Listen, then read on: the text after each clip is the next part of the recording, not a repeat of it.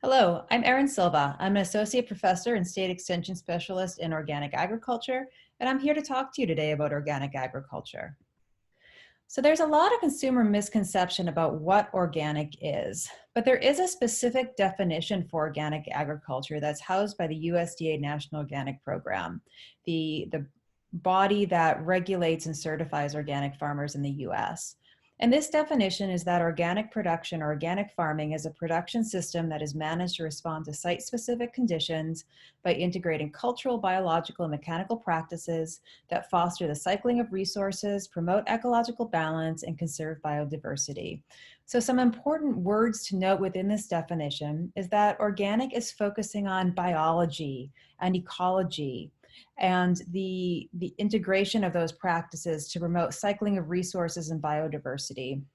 Organic is speaking to what a farmer does on their farm. So it's not just what a farmer does or does not spray, but it's the other practices that they use on their farm to reach these goals. An important thing to note, though, is that organic is not speaking to the food itself. It's really speaking to the practices. So it's not saying that the food is healthier or more nutrient dense. It's giving consumers assurance of what a farmer is doing on their farm to produce that food. And this definition is practice-based versus outcome-based. So a farmer doesn't have to measure how they're conserving or their progress in conserving biodiversity, but that they're using practices that will help them reach that goal. And if a farmer is certified organic, if they're able to demonstrate that they're using the practices and following the regulation, they're able to sell their food using this label and giving that consumers that are buying the food assurance that they're using the practices that have been determined by the USDA National Organic Program to reach the goals that are hoping to be achieved by organic farming in the US. So organic is an ecological management system. So again, there's consumer perception often that organic farming is that a farmer doesn't spray. They don't spray insecticides or fungicides. They don't use synthetic fertilizers. But it's more than just what a farmer doesn't use, but it's what the farmer does. So they use diversified cropping systems. Organic can't be a monoculture. In the grain systems here, the forage systems in the upper Midwest, instead of seeing just continuous corn or corn and soybean, they need to include at least 3 crops. So corn and soybean and wheat and oat and alfalfa. And this diversity helps reach the goals of organic in terms of soil stewardship and biodiversity. And soil stewardship is a major component of the organic regulation. They have to use practices that help maintain and improve resources.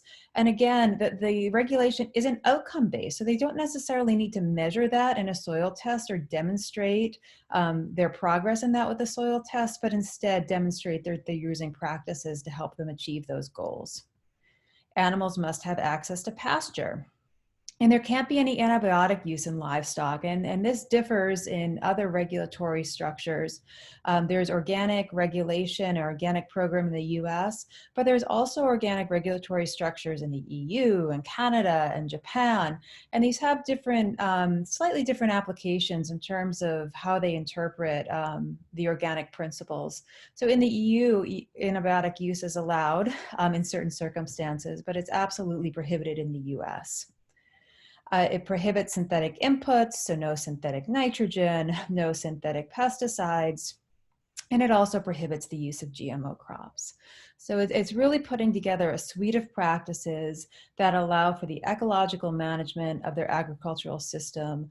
And again, a lot of these practices are based on what a farmer does and what they need to be doing on their farm in terms of cover crops and diversity and crop rotation, pasture-based agriculture, and not just what they're not spraying on their farm.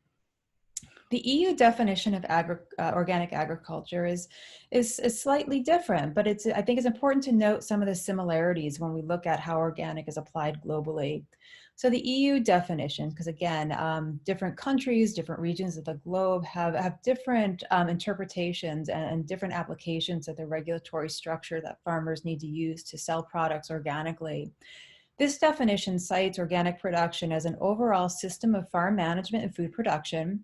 So again, really focusing on practices that combines best environmental practices, high level of biodiversity, preservation of natural resources, and the application of high animal welfare standards. So again, incorporating a lot of that the ecological principles, biodiversity, but one novel aspect of the EU definition is that it does explicitly call out animal welfare standards. Another interesting aspect of the EU standard that differs from the US standard is that it recognizes organic as a production method in line with the preference of certain consumers for products produced using natural substances and processes. So that's often been a criticism of the organic regulation in the US, that some of the decisions of what can or cannot be used in organic is driven by consumer preferences and not driven by science or what is best for sustainable food systems and productivity. But the EU specifically calls this out, that part of the goal as organic is to be able to provide consumers with the food and the development of the food systems that they're looking for. And specifically speaks to organic as playing this dual societal role, where it on one hand provides for a specific market, responding consumer demand, but on the other hand, delivers public goods contributing to the protection of the environment, animal welfare, and rural development. So it doesn't see these as two divergent or disparate goals. It sees organic as being able to provide consumers with the food that they want, as well as producing that food in a way that is better for not only the environment, but society as a whole. IFOAM is the International Federation of Organic Ag Movements. And this is more of a global body that looks at defining and developing norms for organic that could be used when different countries or different regions are looking at developing their own specific regulatory standards. So this definition calls organic agriculture a production system, so again, focusing on the production system, that sustains the health of the soils, ecosystems, and people. It relies on ecological processes, biodiversities, and cycles adapted to local conditions. Again, very, very similar to what is in the US and the EU standard, rather than the use of inputs with adverse effects. But I think a really interesting component of the IFOAM definition, where it starts to align more with agroecology, is that organic agriculture combines tradition, innovation, and science to benefit the shared environment and promote fair relationships and a good quality of life for all involved. So really starting to address more of that social justice and equity and community aspect that agroecology has a strong focus on. IFOAM, as I mentioned, it's a national or international body that looks to help guide regulation and policy. And if you want to know more information, it's interesting to go on their website. If you Google IFOAM, you can find the website. And within this guidance, it's developed some specific norms. And these norms, I don't list all the norms here, but a lot of the norms speak to that ecological management and maintenance of biodiversity and cycling of resources. But these norms also have a higher emphasis on social aspects. So from a global level, and in terms of what organic aspires to, there are a lot more social aspects in terms of the broader goals that organic hopes to reach. So within the IFOAM norms, you can see that it specifically calls out the need for permanent employees and their families to have access to education, transportation, and health services, that the rights of indigenous people should be respected, that land should not be exploited, and that organic operations should make a positive social and cultural contribution over and above legal obligations in the areas of education, training, knowledge sharing, support of the local and wider community, and enhancement of rural development. So again, we look at agroecology and where agroecology and organic differ, but where again on a broader global level of organic principles and norms and what organic aspires to, in agroecology, we certainly see social issues playing a more central role in order to create and address a transformative food system framework that includes perspectives on equity, justice, and access of food, and integrating practices, science, and social change.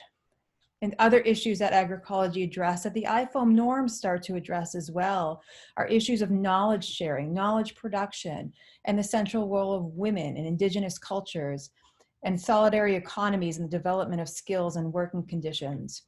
So whereas these principles aren't necessarily integrated into many of the regulatory frameworks in developed nations, it is something more broadly that organic does aspire to that is aligned with the goals of agroecology. So some of the commonalities between organic and agroecology. They have a common vision of one that favors ecologically based practices in agricultural management that preserve biodiversity, sustainably use natural resources, and encourage transformation towards sustainable agri-food systems. But where these diverge, I would say, in practice and application, specifically within some of the current regulatory frameworks of organic, is this emphasis on social issues, and whether or not many of our current organic regulatory frameworks, not just in the US, but internationally, really address these social issues where, again, the broader organic principles on an international level really aspire towards.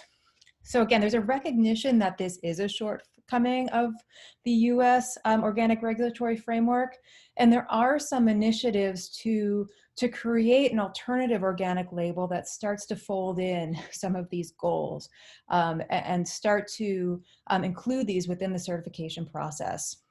And one of these is the Regenerative Organic label, and this is another term you could Google and find more on their website. But this looks at 3 pillars, which should be addressed within the certification process. So soil health is already one that's focused on strongly within our current organic certification framework, but this does put even a higher emphasis on animal welfare, as well as it includes some specific aspects of social fairness that are really ignored within our current organic regulation, looking at capacity building, good working conditions, living wages, and other aspects that are really important in terms of creating a transformative food system. So some questions to consider when we look at organic and how organic aligns or starts to diverge from agroecology. And in terms of, again, making organic a regulatory framework that allows us to create and work towards a transformative food system. We can look at thinking about what guides the acceptability of certain practices within the framework of organic agriculture versus agroecology. Should organic address these social issues?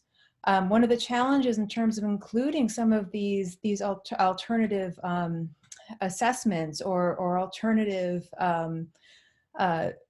aspects in terms of the regulation is how do we evaluate these different components, and how do we evaluate the trade-offs?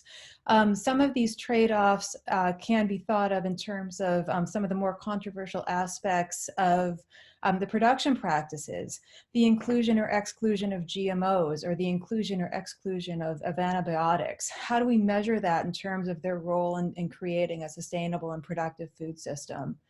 But also it's important to think about, and one of the challenges that has been arisen when we think about including some of these additional goals within the organic framework is how do you measure these? How do you measure a farmer's progress towards social justice? How do you measure a farm's progress towards animal welfare, animal well-being? So in terms of certification program, it's important to be able to assess a farmer's success in being able to implement those practices that are required by the certification framework. And if we can't measure or regulate those, how do we include those within the regulatory structure? I'm happy to talk further to students if you want to reach out to me. I'm in the Department of Plant Pathology. I love talking about organic, and I hope this gives you a better understanding of how organic and agroecology align or start to diverge in terms of their roles in transforming food systems, both in the US and globally.